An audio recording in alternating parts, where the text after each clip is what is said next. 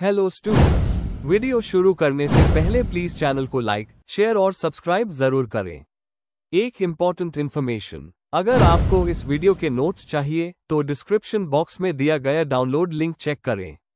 Thank you. चलिए शुरू करते हैं। इस वीडियो में हम पढ़ेंगे BLI 222 information sources and services के प्रीवियस ईयर क्वेश्चन और most important questions with answers. ये क्वेश्चंस आपके एग्जाम के लिए बहुत इंपॉर्टेंट है। अगर आपने ये अच्छे से कर लिए तो एग्जाम निकलना पक्का है। Let's begin. Question 1, discuss the categorisation of information sources as given by Dennis Grogan.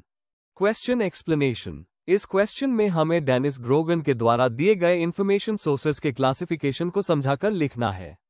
हमें प्राइमरी, सेकेंडरी, टर्शरी सोर्सेज के एग्जाम्पल्स देने हैं और बताना है कि ये कैटेगराइजेशन लाइब्रेरी और इंफॉर्मेशन साइंस के लिए क्यों इंपॉर्टेंट है।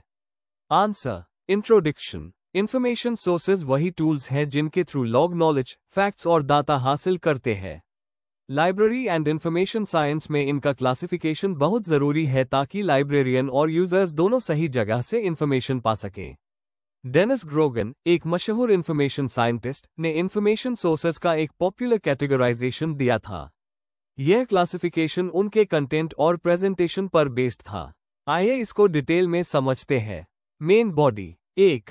Primary sources of information. Definition. ये सोर्सेज असली और फर्स्ट हैंड इंफॉर्मेशन देते हैं जो किसी और के एनालिसिस के बिना होते हैं। Examples: research papers, patents, standards, thesis, conference proceedings. Explanation. जैसे एक साइंटिस्ट का अपना रिसर्च पेपर या एक नई दवा का पेटेंट प्राइमरी सोर्स है। इंपॉर्टेंस। रिसर्च और नए नॉलेज क्रिएट करने के लिए ये सबसे इंपॉर्टेंट होते हैं। 2. Secondary sources of information. Definition. ये सोर्सेज प्राइमरी सोर्सेज को समराइज, इंटरप्रेट या एनालाइज करते हैं। Examples: encyclopaedias, dictionaries, text books, bibliographies. Explanation. जैसे एक रिव्यू आर्टिकल जो AI पर लिखा गया है और मल्टीपल रिसर्च पेपर्स को समराइज करता है। इंपॉर्टेंस। ये यूजर का टाइम बचते हैं और इंफॉर्मेशन को इजी और स्ट्रक्चर्ड बनाते हैं। 3. Tertiary sources of information. Definition. ये सोर्सेज प्राइमरी और सेकेंडरी सोर्सेज से डेटा कंपाइल करके रेडी रेफरेंस देते हैं। Examples: directories, yearbooks, guides, almanacs. Explanation. जैसे एक स्टैटिस्टिकल ईयरबुक जिसमें एक साल का डेटा समराइज किया होता है। इंपॉर्टेंस। क्विक रेफरेंस और बैकग्राउंड नॉलेज के लिए ये काफी यूजफुल होते हैं। 4. Categorisation by format and function. Grogan ने और भी कैटेगराइजेशन दिए थे। Documentary versus non documentary sources. Documentary में बुक्स, जर्नल्स, रिपोर्ट्स आते हैं। नॉन डॉक्यूमेंट्री में इंटरव्यूज, लेक्चर्स, कम्युनिकेशन आते हैं। Formal vs informal sources. Formal sources जैसे पब्लिश्ड जर्नल्स और ऑफिशियल रिपोर्ट्स। इनफॉर्मल सोर्सेज जैसे डिस्कशंस, ईमेल्स या कॉन्फ्रेंस टॉक्स। ह्यूमन और इंस्टीट्यूशनल सोर्सेज। एक्सपर्ट्स, प्रोफेशनल्स और ऑर्गेनाइजेशंस जैसे यूनिवर्सिटीज, सोसाइटीज भी डायरेक्ट इंफॉर्मेशन सोर्सेज होते हैं। 5. Relevance of Grogan's categorisation. Librarians के लिए सिस्टमैटिक ऑर्गेनाइजेशन का फ्रेमवर्क प्रोवाइड करता है। यूजर्स को सही type of information source choose करने में मदद करता है। इंफॉर्मेशन रिट्रीवल को इफेक्टिव बनाता है। इंफॉर्मेशन लिटरेसी और यूजर एजुकेशन के लिए बेस बनाता है। कंक्लूजन। डेनिस ग्रोगन का कैटेगराइजेशन इंफॉर्मेशन सोर्सेज को समझने का एक सिस्टमैटिक तरीका देता है। प्राइमरी, सेकेंडरी, टर्शरी और अलग फॉर्मेट्स के थ्रू उन्होंने बताया कि अलग अलग सोर्सेज अलग पर्पसेस सर्व करते हैं। डिजिटल एज में भी ये क्लासिफिकेशन रेलेवेंट है और यूजर्स को सही रिसोर्सेज सेलेक्ट करने में हेल्प करता है। If you need the notes of this video, there is a download link in the description box. Be sure to check it out. Thank you. Let's see the next question. Question 2. Highlight the importance of institutions as sources of information. Describe the activities of academic institutions and learned societies. Question explanation. इस question में हमें बताना है कि institutions information के reliable source कैसे होते हैं। साथ ही हमें डिटेल में एकेडमिक इंस्टीट्यूशंस जैसे यूनिवर्सिटीज, रिसर्च सेंटर्स और लर्न सोसाइटीज जैसे प्रोफेशनल एसोसिएशंस, साइंटिफिक बॉडीज के रोल्स और एक्टिविटीज एक्सप्लेन करने हैं। आंसर। इंट्रोडक्शन। इंस्टीट्यूशंस नॉलेज और इंफॉर्मेशन के स्ट्रॉन्ग पिलर्स होते हैं। इनमें universities, colleges, research institutes, libraries, archives, government departments और लर्न सोसाइटीज शामिल होते हैं। एकेडमिक इंस्टीट्यूशंस रिसर्च और टीचिंग के थ्रू नए नॉलेज का क्रिएशन करते हैं, जबकि लर्न सोसाइटीज एक्सपर्ट्स को एक प्लेटफॉर्म देती है जहां वो अपना रिसर्च, स्टैंडर्ड्स और आइडियाज शेयर कर सकें। इनकी स्टडी से हमें समझ आता है कि इंफॉर्मेशन कैसे प्रिजर्व, वैलिडेट और सोसाइटी तक पहुंचाई जाती है। Main body. 1. Importance of institutions as sources of information. Institutions authentic और क्रेडिबल सोर्स होते हैं क्योंकि इन्हें एक्सपर्ट्स मैनेज करते हैं। ये सिस्टमैटिकली नॉलेज को ऑर्गेनाइज करते हैं लाइब्रेरीज, डेटाबेसेस और आर्काइव्स के थ्रू। ये इंफॉर्मेशन को प्रिजर्व करते हैं ताकि फ्यूचर जनरेशंस यूज कर सकें। ये रिसर्च और नॉलेज शेयरिंग के जरिए इनोवेशन प्रमोट करते हैं। Example, universities research journals publish करती है, गवर्नमेंट ऑफिशियल स्टैटिस्टिक्स मेंटेन करती है और प्रोफेशनल सोसाइटीज टेक्निकल स्टैंडर्ड्स निकलती है। 2. Activities of academic institutions. Academic institutions जैसे यूनिवर्सिटीज और कॉलेजेस कई एक्टिविटीज करती है जो उन्हें इंपॉर्टेंट इंफॉर्मेशन सोर्सेज बनाती है। टीचिंग और लर्निंग। स्टूडेंट्स को स्ट्रक्चर्ड नॉलेज प्रोवाइड करना, टेक्स्ट बुक्स, लेक्चर नोट्स और स्टडी मटेरियल्स बनाना। रिसर्च और डेवलपमेंट। रिसर्च प्रोजेक्ट्स, डिसर्टेशंस और केस स्टडीज करना और उन्हें डॉक्यूमेंट करना। एग्जाम्पल, IIT अपना एडवांस रिसर्च के लिए फेमस है। लाइब्रेरीज और रिपोजिटरीज अपनी लाइब्रेरीज और डिजिटल रिपोजिटरीज मेंटेन करते हैं जहां स्कॉलरली पब्लिकेशन सेफ रहते हैं। कॉन्फ्रेंसेस और सेमिनार्स एकेडमिक गैदरिंग्स ऑर्गेनाइज करते हैं जहां रिसर्च फाइंडिंग्स शेयर होते हैं और उनकी प्रोसीडिंग्स फ्यूचर के लिए प्रिजर्व होती है। 3. Activities of learn societies. Learn societies experts के ग्रुप्स होते हैं जो एक पर्टिकुलर फील्ड में नॉलेज को प्रमोट करते हैं। उनकी एक्टिविटीज इंक्लूड करती है publications, research journals, newsletters, reports और मोनोग्राफ्स पब्लिश करना। Example, Indian library association ILA अपना बुलेटिन पब्लिश करती है। प्रोफेशनल डेवलपमेंट, ट्रेनिंग प्रोग्राम्स और वर्कशॉप्स ऑर्गेनाइज करना जिससे मेंबर्स की स्किल्स इंप्रूव हो। कॉन्फ्रेंसेस और सिंपोजिया, एनुअल मीटिंग्स और सेमिनार्स अरेंज करना जहां एक्सपर्ट्स अपने आइडियाज शेयर कर सकें। स्टैंडर्डाइजेशन और गाइडलाइंस, स्टैंडर्ड्स और एथिकल कोड्स बनाने। एग्जाम्पल, IEEE के ग्लोबल स्टैंडर्ड्स। नेटवर्किंग और कोलैबोरेशन, एक्सपर्ट्स को कनेक्ट करना और कोलैबोरेशन प्रमोट करना ताकि इनोवेशन स्प्रेड हो सके। 4. Complementary role of academic institutions and learn societies. Academic institutions new knowledge create और प्रिजर्व करते हैं, जबकि लर्न सोसाइटीज उस नॉलेज को डिसेमिनेट और वैलिडेट करती है। दोनों मिलकर एंश्योर करते हैं कि नॉलेज क्रिएशन से लेकर एप्लीकेशन तक फ्लो स्मूथ हो। एग्जाम्पल, यूनिवर्सिटी का रिसर्च पेपर एक लर्न सोसाइटी के जर्नल में पब्लिश होता है या कॉन्फ्रेंस में डिस्कस होता है। कंक्लूजन, इंस्टीट्यूशंस नॉलेज इकोसिस्टम के लिए बैकबोन होते हैं। एकेडमिक इंस्टीट्यूशंस टीचिंग, रिसर्च और प्रिजर्वेशन के थ्रू कंट्रीब्यूट करते हैं, जबकि लर्न सोसाइटी स्पेशलाइज्ड नॉलेज को पब्लिकेशंस और कॉन्फ्रेंसेस के थ्रू स्प्रेड करती है। दोनों एक दूसरे को कॉम्प्लीमेंट करते हैं और नॉलेज को सोसाइटी तक पहुंचते हैं। इसी वजह से इंस्टीट्यूशंस हमेशा से प्रोग्रेस और डेवलपमेंट के लिए इंपॉर्टेंट रहे हैं। If you need the notes of this video, there's a download link in the description box. Be sure to check it out. Thank you. Question 3. List the components of mass media. Explain, with examples, the kind of information generated by each of these components. Question explanation. इस question में हमें mass media के अलग अलग components को list करना है और उनके एग्जाम्पल्स के साथ ये समझना है कि कैसे हर एक कंपोनेंट अलग तरह की इंफॉर्मेशन जनरेट करता है। आंसर। इंट्रोडक्शन। मास मीडिया उन चैनल्स को कहते हैं जो एक साथ बहुत बड़े ऑडियंस तक इंफॉर्मेशन पहुंचते हैं। इसमें newspapers, magazines, radio, TV, films और इंटरनेट जैसे मीडियम्स आते हैं। मास मीडिया सिर्फ न्यूज़ ही नहीं देता, बल्कि सोसाइटी की सोच को शेप करता है, डिसीजंस को इन्फ्लुएंस करता है और नॉलेज को स्प्रेड करता है।